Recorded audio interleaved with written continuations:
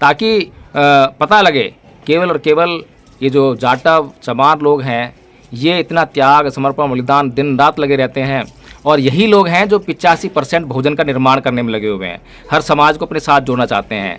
साक्यों को जागरूक कर करके कि हे साक्यों तुम जागो, तुम जो है बुद्ध के वंशज हो, तुम्हारा संबंध बुद्ध से सीधे सीधे है। ये सब बताने का कार्य किसने किया है? क्या भिक्खु सुमित्रतन ने किया है, या इन जाटव चमार जो जिन्हें कहा जाता है, जिन्हें गाली दी जाती है, जिन्हें अपमानित किया जाता है गाली दे देकर जो जाति के नाम पर, उन्होंने ये कार्य किया है? सुमित्रतन जी को मेरठ में जिन लोगों ने मंच लगा कर दिया वे किस समाज के लोग थे? साक्य समाज के लोग थे, एसटी थे, ओबीसी थे, माइनॉरिटी थे, कौन समाज के लोग थे? ये बताना स्थापित करने में एक भिक्खु की क्या भूमिका हो सकती है?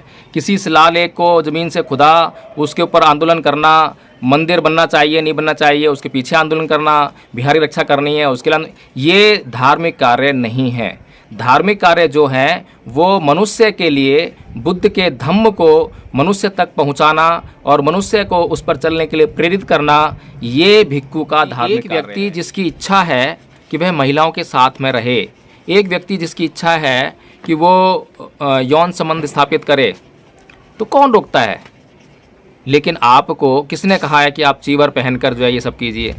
अगर चीवर पहनकर भी यह सब करने की इजाज़त अगर बौद्ध धर्म में होती, बुद्ध ने अगर इसकी आयत दी होती, तो भिक्षुओं की संख्या इतनी बढ़ गई होती कि आप समझ नहीं सकते। अनुशासन केवल और केवल इसलिए बनाया गया ताकि सामाजिक कार्य करते समय भिक्षु के अंदर, भिक्षुणियों के अंदर कोई भी ऐसा सामाजिक दोष पैदा ना हो जाए जिसके कारण ये जो धम्म है कलंकित हो जाए, ये संघ है कलंकित हो जाए। केवल 7 वर्ष का था, और 7 वर्ष का जो अबोध बालक है उसको तो अपनी माता से मिलने का अधिकार होना चाहिए, लेकिन वह उस रास्ते से गुजर सकता था, लेकिन वो भिक्षुणी संघ में प्रवेश करके अपनी माता से मिलने का अधिकार नहीं। आवश्यकता उसको है तो केवल उतना ही उस वस्तु को ग्रहण करेगा जितनी उसको आवश्यकता है, वह उससे अधिक ग्रहण नहीं करेगा।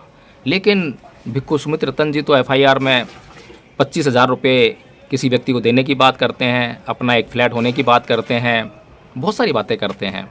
तो ये भी देखा जाता है, उनका सामाजिक आचरण देखा जाता है, और सबसे बढ़कर बात ये कि ये लोग हवाला देते हैं कि हिंदुओं के संत अगर संसद में जा सकते हैं, विधानसभा में जा सकते हैं, तो हम क्यों नहीं? हिंदुओं के संत अगर हथियार रख सकते हैं तो हम क्यों नहीं? हिंदुओं के संत अगर गाली गलौज कर सकते हैं तो हम क्यों नहीं? अरे भाई, अगर बुद्ध के धम्म को हिंदू धर्म से अलग करना है तो आपको ये बताना होगा कि वे कौन सी बातें हैं जो हिंदू धर्म को बौद्ध धर्म से अलग करती हैं।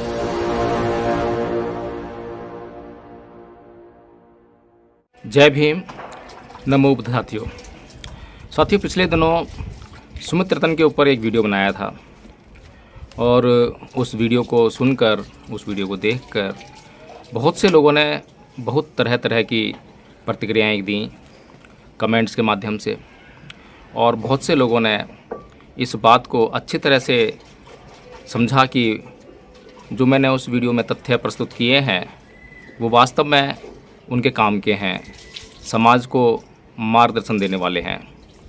लेकिन कुछ एक कमेंट्स इस प्रकार के भी थे जिससे कि यह प्रतीत होता है कि अंधभक्ति केवल मोदी के भक्तों में, RSS के द्वारा तैयार किए गए लोगों में ही नहीं है, बल्कि बहुजन समाज के लोगों में भी अंधभक्ति की भरमार है।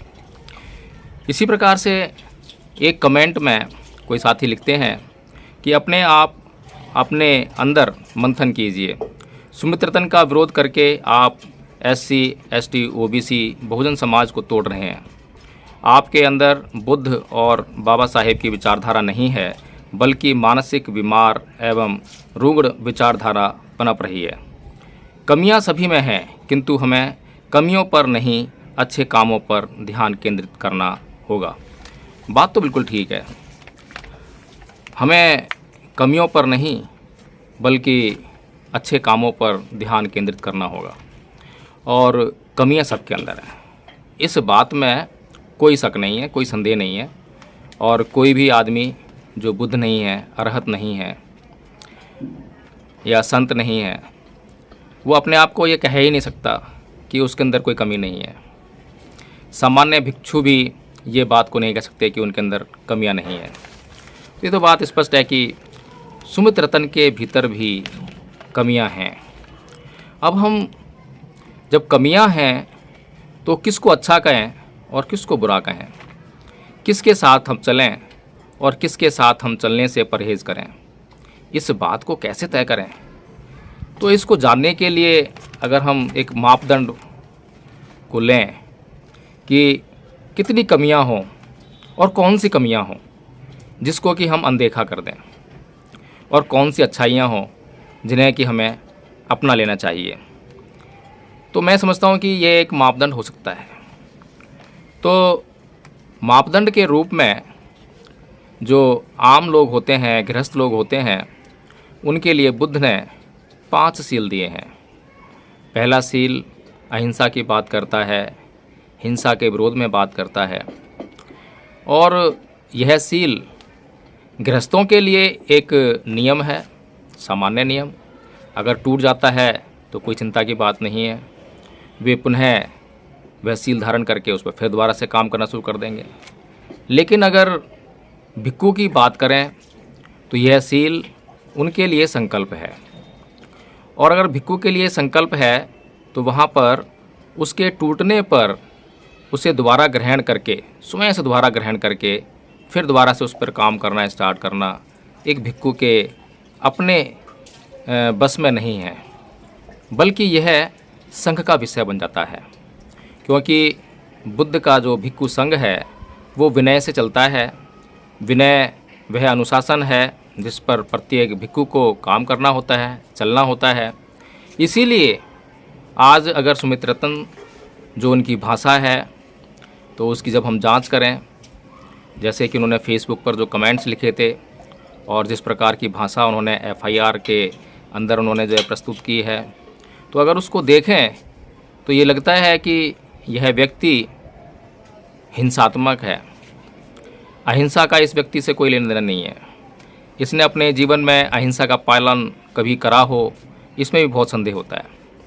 फिर अगर यह व्यक्ति जो कि चीबर ओढ़े हुए है, चीबर का जो सम्मान है, जो गौरव है, उसकी रक्षा करना इसका कर्तव्य है, तो यदि ये सुमित रतन नाम का व्यक्ति जिसने चीवर पहन रखा है, पहला प्रश्न यह उठता है कि क्या यह जो चीवर पहना है, यह जो चीवर पहनने की जो प्रक्रिया है, क्या उसको पूरा फॉलोअप करते हुए उसने चीवर पहना हुआ है? उसको इन बातों का जो है इसी प्रकार से वीडियो बनाकर जवाब देना चाहिए। और मैंने अपने वीडियो में बार बार यह कहा कि जय भीम प्रकाश कोई बात कह रहा है, इसलिए उस बात पर कभी भी आप जो है हामी ना भर दें, उसको स्वीकार ना कर लें, उस पर चलने ना लग जाएं। जय भीम प्रकाश हो या कोई भी हो, अगर आप वास्तव में परम पूज्य बाबा साहब डॉक्टर भीमराव अम्बेडकर और भगवान बुद्ध के अनुयायी हैं, उनमें श्रद्धा रखते हैं, तो आपको कभी भी किसी भी बात को यूं का त्यों नहीं मान लेना चाहिए, बल्कि उनकी गहन जांच करनी चाहिए। अच्छी प्रकार से जांच परख कर लेने के बाद ही उस बात को आप मान सकते हैं।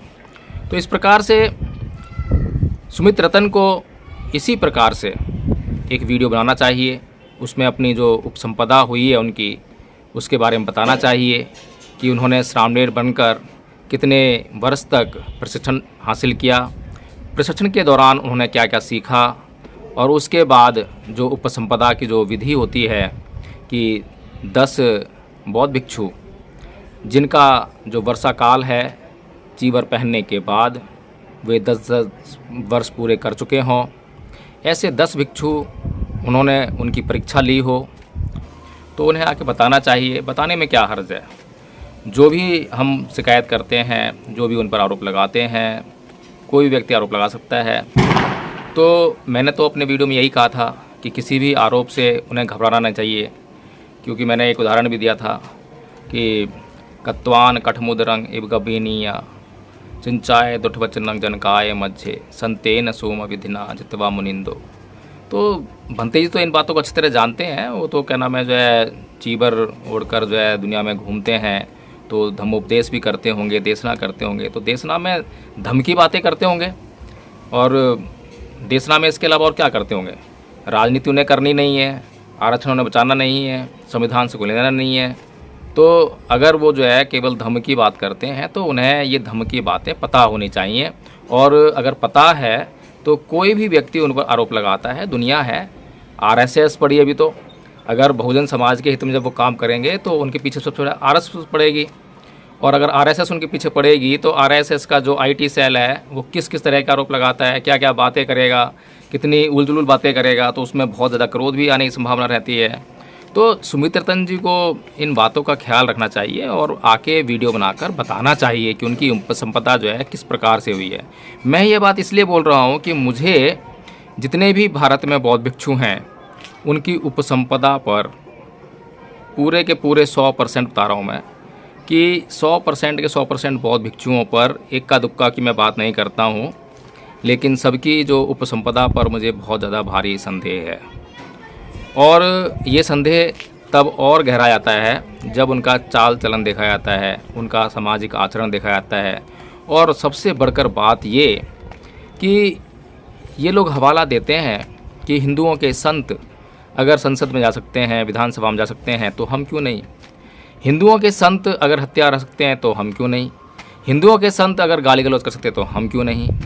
अरे भाई, अगर बुद्ध के धम्म को हिंदू धर्म से अलग करना है तो आपको ये बताना होगा कि वे कौन सी बातें हैं जो हिंदू धर्म को बौद्ध धर्म से अलग करती हैं।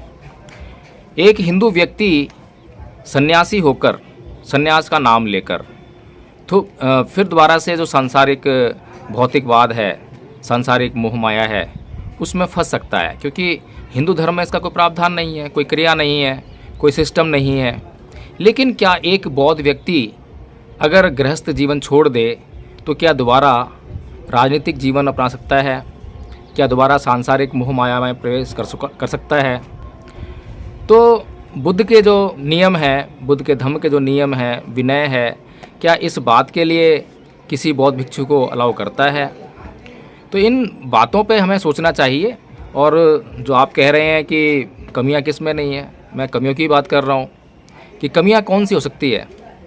अब भंते जी को क्रोध आ सकता है, कोई बड़ी बात नहीं है, लेकिन जो ही क्रोध आया और जब भी पवारना विधि होगी, वैसे तो कभी भी अब पवारना विधि होती नहीं है और बहुत से लोगों को पता नहीं होगा कि पवारना विधि क्या होती है। और जो कमेंट्स लिखकर मुझे बता रहे हैं तो उनको भी बौद्ध धर्म के बारे में मुझे नहीं लगता ज़्यादा जानकारी होगी, जानकारी नहीं है, इसीलिए उन्होंने जो है मेरी बातों की जांच नहीं की, परख नहीं की और आकर बस कमेंट कर दिए, क्योंकि उनकी एक भावना है और वो भावना है बहुजन समाज के प्रति, बहुजन समाज को इकट्ठा करना, बहुजन समाज को लेकर आगे चलना, बहुजन समाज को लेकर एक क्रांति करना, बहुजन समाज को इकट्ठा करके इस देश की रानी सत्ता में आना। ये सब उनके जो है लक्ष्य हो सकते हैं और इन बातों में कोई बुराई भी नहीं है, अच्छी बातें हैं। लेकिन इसके साथ में आपको जो है ये तय करना पड़ेगा कि आप जो है जिस व्यक्ति के साथ में खड़े हैं, जिस व्यक्ति का पक्ष ले रहे हैं, उस व्यक्ति में और आप में क्या फ़र्क है। आप एक गृहस्थ हैं, एक साधारण व्यक्ति हैं, लेकिन जिस व्यक्ति का पक्ष लेने का प्रयास कर रहे हैं वो एक साधारण व्यक्ति नहीं है, वह सांसारिक मोह माया को त्याग कर सत्य की खोज में निकला हुआ एक सन्यासी है, एक साधु है, एक बौद्ध भिक्षु है। और बौद्ध भिक्षु कभी भी सांसारिक जीवन में पुनः प्रवेश नहीं कर सकता। सांसारिक जीवन में प्रवेश करने का मतलब ये नहीं है कि वो संसार के लोगों के लिए कल्याण की बातें नहीं करेगा, उनके कल्याण के लिए काम नहीं करेगा। वो संसार के लिए उसी तरह से संसार के कल्याणार्थ काम करेगा जिस प्रकार से एक कमल जो कि जिस पानी में, जिस कीचड़ में वो खिलता है, उस कीचड़ से वो सर्वथा अलग रहता है और उस कीचड़ का उस कमल पर कोई प्रभाव नहीं होता। इसी प्रकार से सांसारिक मोह माया में ना फंसकर और संसार के कल्याणार्थ काम करना है, ये बौद्ध भिक्षु के लिए होता है। तो जो भाषा सुमित रतन जी ने इस्तेमाल की, तो उससे जो है जो उनका पहला सील होता है पाणातिपाता बेरमणि सिक्खापदं समादियामि, वो बहुत बार और बहुत सारे लोगों ने टूटते हुए देखा है। अब ये आप पर ही है कि आप उसे क्षमा करते हैं नहीं करते, क्योंकि वैसे तो आपको अधिकार नहीं है क्षमा करने का, क्योंकि आप गृहस्थ हैं और आप जो है भिक्खु के मामले में दखल नहीं दे सकते, ये आपको ध्यान रखना चाहिए। क्योंकि मैं भी एक गृहस्थ हूँ, मैं भी भिक्खु के जीवन में दखल नहीं कर सकता, मैं उस पर जो है किसी भी प्रकार का सवाल नहीं उठा सकता। लेकिन सवाल इसलिए उठा रहा हूँ क्योंकि भिक्खु संघ नहीं है। अगर भिक्खु संघ होता तो मैं भिक्खु संघ में जाकर केवल शिकायत कर देता कि इस भिक्खु को मैंने ऐसा ऐसा आचरण करते हुए देखा या पाया, तो भिक्खु संघ उस पर खुद ही कंप्लेंट पर कार्रवाई करता, भिक्खु को बुलाता, भिक्खु से पूछता स्वयं जो है पहले तो कि क्या ऐसा ऐसा हुआ है, तो भिक्खु उसको जो है या तो नकारता या हाँ करता, जो कुछ भी है खैर वो तो उनका मामला है। लेकिन क्योंकि भिक्खु संघ नहीं है और भिक्खु संघ नहीं है तो भिक्खु संघ के लिए जिस विनय का निर्माण किया गया, जिस अनुशासन का निर्माण किया गया, आज कोई भी भिक्खु उस अनुशासन के अनुरूप कार्य नहीं कर रहा है। और अगर कोई भी भिक्खु उस अनुशासन के अनुरूप कार्य नहीं कर रहा है, उस अनुशासन पर नहीं चल रहा है, तो सीधी सी बात है कि उससे समाज को बहुत भारी हानि होने की संभावना है और वो हमें दिखाई दे रही है। तो इस प्रकार से जो पहला सील है वो तो पूरा टूटा, और टूटा तो भिक्खु के लिए संकल्प है। भिक्खु कभी भी हिंसा नहीं कर सकता, भिक्खु अपने जीवन को दांव पर लगा सकता है, लेकिन हिंसा की तरफ जो है उन्मुख नहीं हो सकता।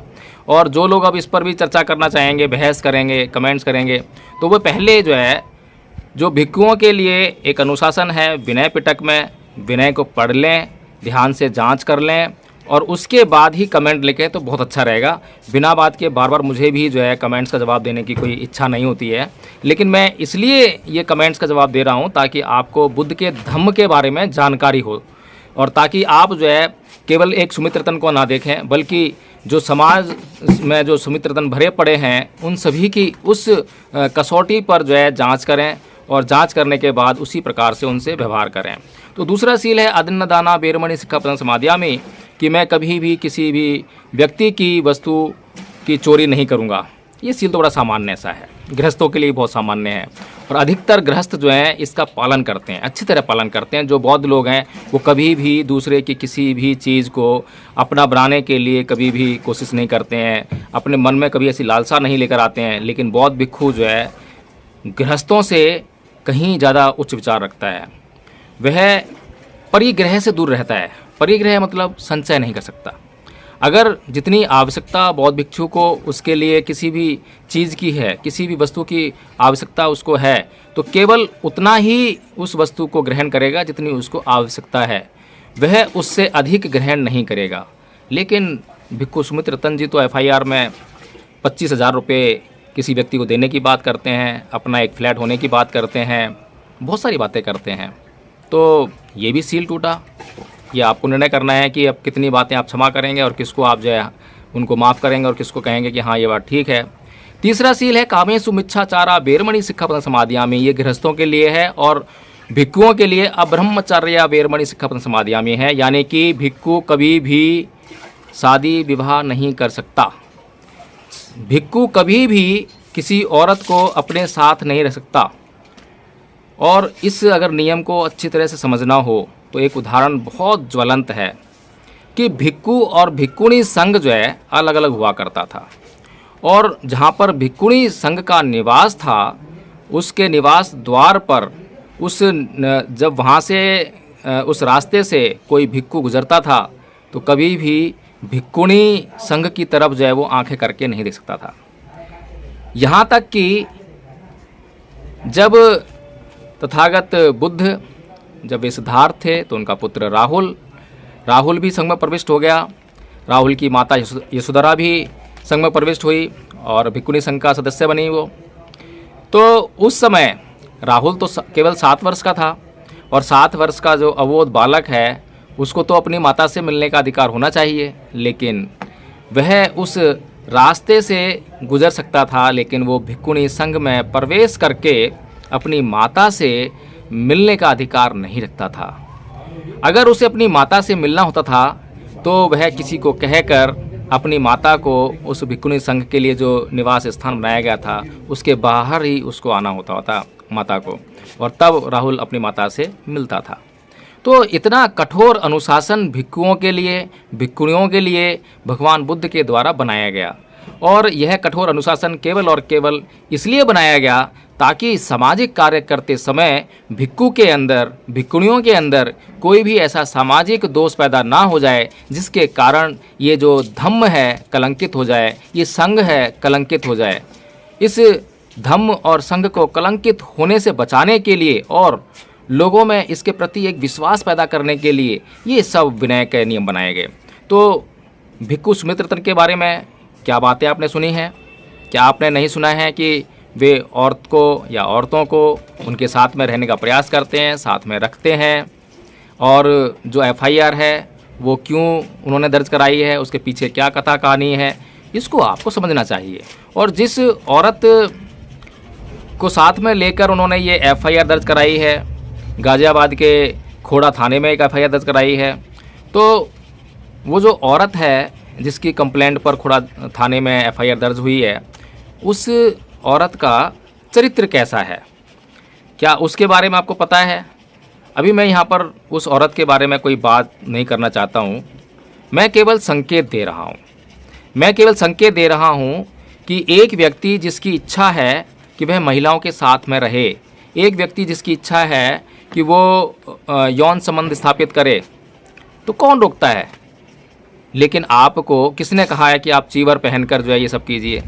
अगर चीवर पहनकर भी यह सब करने की इजाज़त अगर बौद्ध धर्म में होती, बुद्ध ने अगर इसकी इजाज़त दी होती, तो भिक्षुओं की संख्या इतनी बढ़ गई होती कि आप समझ नहीं सकते हैं। केवल इसी नियम के कारण बहुत कम भिक्षु आपको समाज में दिखाई देते हैं, क्योंकि इतना बड़ा त्याग करने की हिम्मत हर किसी में नहीं है। और जो बुद्ध का धम्म है वो त्याग का धम्म है, त्याग की पराकाष्ठा है। और ये त्याग जो है अपने लिए तो होता ही है, लेकिन ये समाज के लिए भी होता है। तो इस बात को हमें समझना चाहिए। तो इस तरह से जो है, जो तीसरा सील है गृहस्थों के लिए केवल कामाचार की बात करता है कि किस तरह से उनको जो मिथ्या कामाचार है, व्यभिचार है, उससे दूर रहना है। यानी कि अगर उनकी स्त्री है तो उस स्त्री के अलावा, उस पत्नी के अलावा किसी अन्य स्त्री को जो है केवल वो माँ और बहन की दृष्टि से ही देखेंगे, इसके अलावा कोई अन्य दृष्टि को वो अपने भीतर शामिल नहीं कर सकते हैं। किसी पर स्त्री के साथ में गमन नहीं करेंगे। इस तरह की बातें हैं। और यहीं पर जो है इसी सील को मैंने बताया जैसा कि अब ब्रह्मचर्य बेरमणि सिक्खपदं समादियामि, ये भिक्षु के लिए है कि भिक्षु जो है जीवन भर ब्रह्मचर्य का पालन करेगा। उसके लिए स्त्री के साथ में किसी भी प्रकार का संपर्क स्थापित करना वर्जित है। और आगे इसमें और भी बहुत सारी बातें हैं कि किन किन परिस्थितियों में स्त्रियों के संपर्क में आ सकता है, कितना संपर्क हो सकता है और वो परिस्थितियाँ कैसी होंगी। तो इसके बारे में आपको अध्ययन करना चाहिए ताकि जो है आप धम्म को अच्छी तरह से समझ सकें, तभी धम्म की गरिमा स्थापित हो पाएगी। चौथा सील है मुसावादा बेरमणि सिक्खपदं समादियामि। अब ये तो सील जो है, ये जो सुमित्रतन नाम का व्यक्ति है, हर दूसरे शब्द में जो है तोड़ता है। मुसावादा मतलब झूठ से व्रत रहने के लिए ये सील भगवान बुद्ध ने गृहस्थों को दिया। और भिक्खु के लिए संकल्प है कि भिक्खु तो कभी भी असत्य भाषण कर ही नहीं सकता, केवल सत्य भाषण करेगा, पर निंदा नहीं कर सकता, चुगली नहीं कर सकता, व्यर्थ की बातें नहीं कर सकता। लेकिन हमने देखा है कि भिक्खु सुमित्रतन हमेशा ऐसा आचरण करते हैं जो कि मिथ्या आचरण है, लोगों को दिखाने के लिए। अब कोई सेल्फी भिक्खु खींचता है और उस सेल्फी में कोई जानी मानी हस्ती हो और उस जानी मानी हस्ती के साथ में सेल्फी खींच के उसको सोशल मीडिया पे अपलोड कर देना, ये क्या है? ये कौन से विनय के अनुसार जो है सुमित्रतन जी कार्य कर रहे हैं? तो मैं आशा करूँगा कि अगली बार कमेंट करके आप मुझे बताएं। इसके अलावा पांचवा सील है और वो कहता है कि सुरामेर मज्ज पमाद ठाना बेरमणि सिक्खपदं समादियामि। गृहस्थों के लिए नियम है, भिक्षु के लिए संकल्प है। भिक्षु कभी भी किसी भी हालत में नशीली चीज़ों का सेवन नहीं कर सकता, कभी भी प्रमादी नहीं हो सकता, हमेशा अप्रमादी रहकर अपना जीवन जिएगा। लेकिन क्या भिक्खु सुमित्रतन जी इस सील का पालन करते हैं?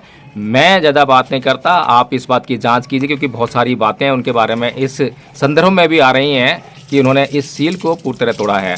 और किस तरह तोड़ा है तो मैं ज़्यादा बात नहीं करूँगा, आप खुद जांच करें इस बात की। तो इस प्रकार से अब अगर हम देखें तो भिक्खु सुमित्रतन जी के खिलाफ आप किन बातों को जो है उनकी माफ़ कर सकते हैं, छोड़ सकते हैं। और सबसे बड़ी बात यह है कि आपको ये बताना होगा कि भिक्खु सुमित्रतन ने धम्म के धम्म के लिए, धम्म को स्थापित करने के लिए, भारत को बौद्धमय बनाने के लिए ऐसा कौन सा कार्य किया है जिसके लिए उन्हें कुछ समाधान दिया जा सकता है, उनके किसी गलत काम को माफ़ किया जा सकता है? इस बात को अवश्य बताना होगा। तो मुझे उम्मीद है कि जिस साथी ने ये कमेंट लिखा है उस कमेंट के माध्यम से ही वो बताने का कार्य करेंगे कि धम्म को स्थापित करने के लिए आप ये बात ध्यान रखेगा कि धम्म को स्थापित करने में एक भिक्खु की क्या भूमिका हो सकती है। किसी शिलालेख को ज़मीन से खुदा उसके ऊपर आंदोलन करना, मंदिर बनना चाहिए नहीं बनना चाहिए उसके पीछे आंदोलन करना, बिहारी रक्षा करनी है उसके लिए, ये धार्मिक कार्य नहीं है।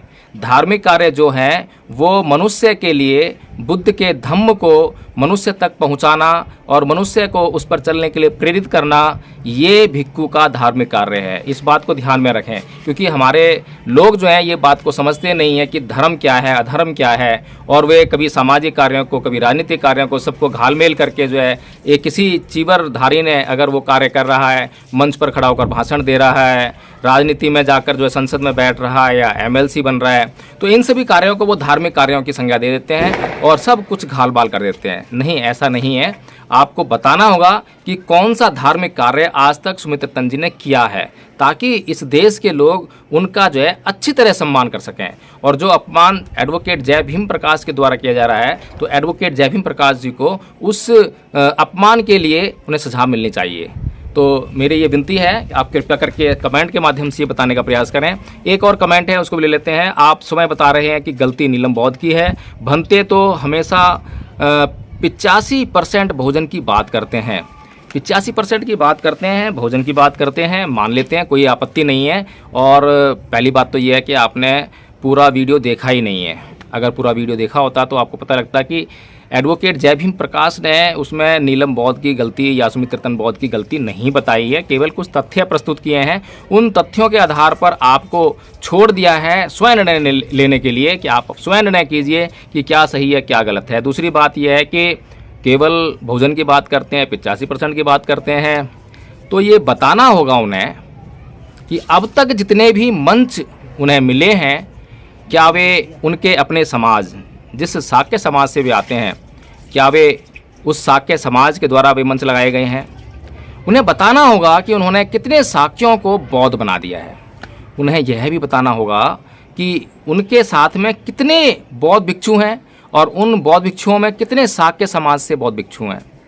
तब पता लग पाएगा कि वो जो है कितना समाज के लिए कार्य करते हैं। इस देश में भोजन आंदोलन को चलाने वाले लोग केवल और केवल एक विशेष समुदाय से आते हैं, जिसमें अधिकतर मात्रा आपको जिस समाज की मिलेगी। और अगर मैं SC, ST, OBC की बात करूं, माइनॉरिटी की बात करूं, तो उसमें एक समाज दिखाई देता है आपको जो आंदोलन चला रहा है, वो है SC समाज। और SC समाज में भी केवल और केवल जाटव चमार जिसे कहते हैं, वो इन सब का बोझ अपने ऊपर ढो रहा है।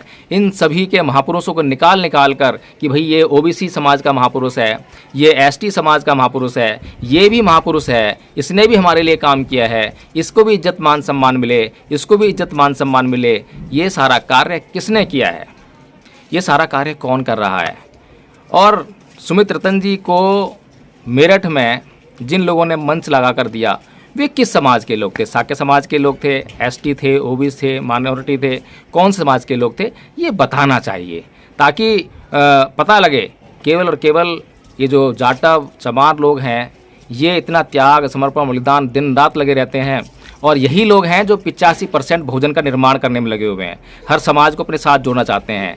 शाक्यों को जागरूक कर करके कि हे शाक्यों, तुम जागो, तुम जो है बुद्ध के वंशज हो, तुम्हारा संबंध बुद्ध से सीधे सीधे है। ये सब बताने का कार्य किसने किया है? क्या भिक्खु सुमित्र तंज ने किया है, या इन जाटव चमार जो जिन्हें कहा जाता है, जिन्हें गाली दी जाती है, जिन्हें अपमानित किया जाता है गाली दे देकर जो जाति के नाम पर, उन्होंने ये कार्य किया है? तो मैं मान लूँगा, ऐसी कोई बात नहीं है। भंते जी अगर काम कर रहे हैं तो हमें उनका सम्मान करना चाहिए। और अगर मुझसे कोई गलती हुई है तो मुझे तो अपराध की क्षमा मांगने में कभी भी संकोच होता ही नहीं है। मैं भंते जी के चरणों में गिरकर, उनके चरण पकड़कर उनसे माफ़ी मांगूंगा।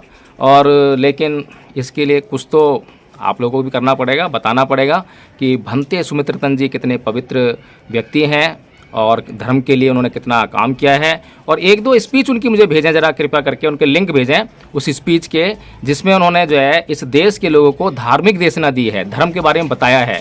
क्योंकि मेरा अपना अनुभव है कि जब ये गाजीपुर बॉर्डर पर किसान आंदोलन में, जिस आंदोलन से इनका कोई मतलब नहीं था, लेना देना नहीं था, उस आंदोलन में बैठे थे। और वहाँ पर जब मैं इनसे मिला तो मैंने इनको बहुत श्रद्धा से नमन किया, क्योंकि मैं इनके बारे में इतना नहीं जानता था कि ये तो साकेत में जो है आंदोलन चला रहे हैं, राम मंदिर वाला जो है वहाँ खुदाई में जो निकल रहा है उसके बारे में कुछ बातें कर रहे हैं, सुप्रीम कोर्ट जा रहे हैं।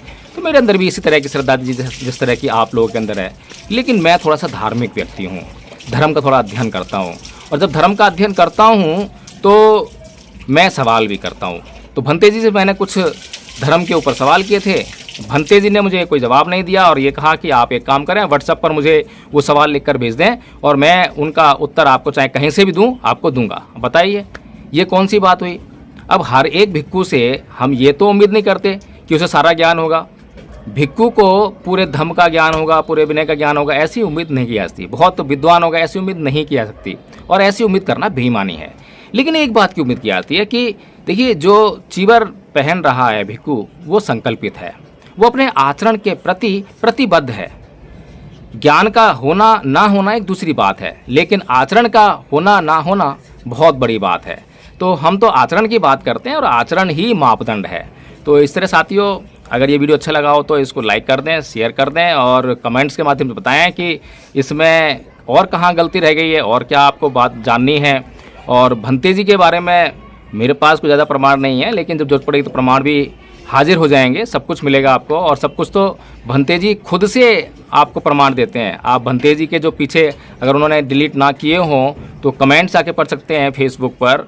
उनके वीडियोस में भी बहुत सारी भाषाएं आपको उनकी मिल जाएंगी, कुछ तो हमने प्रस्तुत किया ही हुआ है आपको जो है। तो हमारा मकसद जो है ये वीडियो बनाने का, इस तरह के वीडियो बनाने का ये नहीं है कि हम भिक्खुओं के चीवर उतरवाना चाहते हैं, बल्कि हमारा मकसद ये है कि भिक्खु जो है इन बातों को जान जाएं, संभल जाएं और अपना आचरण शुद्ध करने में लग जाएं। अगर इतना काम वो कर लेते हैं तो समाज का भला होगा। जय भीम, नमो बुद्धाय।